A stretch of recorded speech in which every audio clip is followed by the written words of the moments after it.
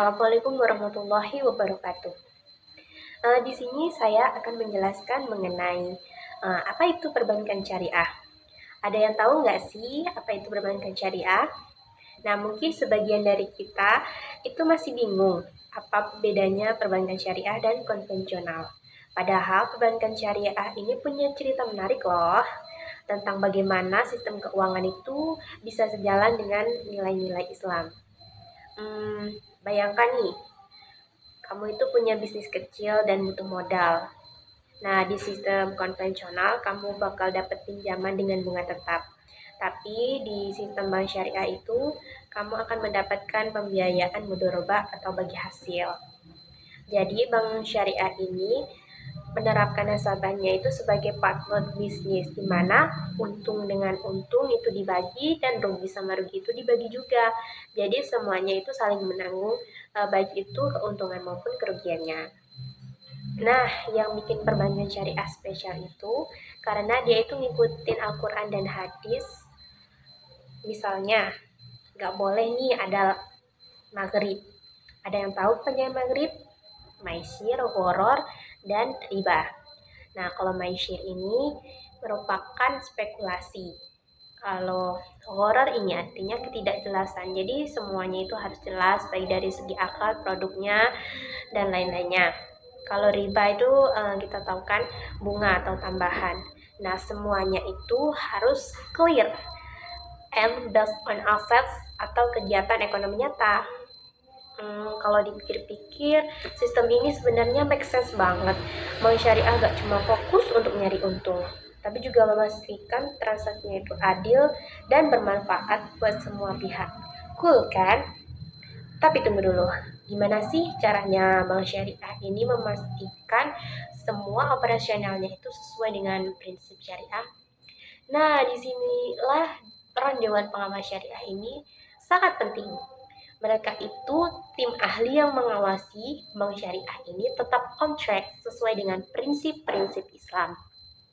Indonesia ini punya UU sendiri mengenai perbankan syariah, yakni UU Perbankan Syariah nomor 21 tahun 2008 yang menjadi dasar regulasi perbankan syariah di Indonesia.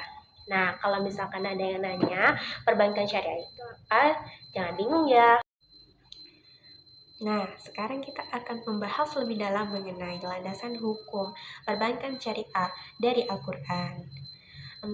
Pasti pada penasaran kan kenapa perbankan syariah bisa beda banget sama bank konvensional? Yang pertama nih, soal larangan riba atau bunga itu dijelaskan dalam surah Al-Baqarah ayat 275. Allah itu dengan tegas mengatakan bahwa jual beli itu halal dan riba itu haram. Make sense sih, soalnya sistem bunga itu kan membuat yang kaya makin kaya dan yang miskin makin miskin.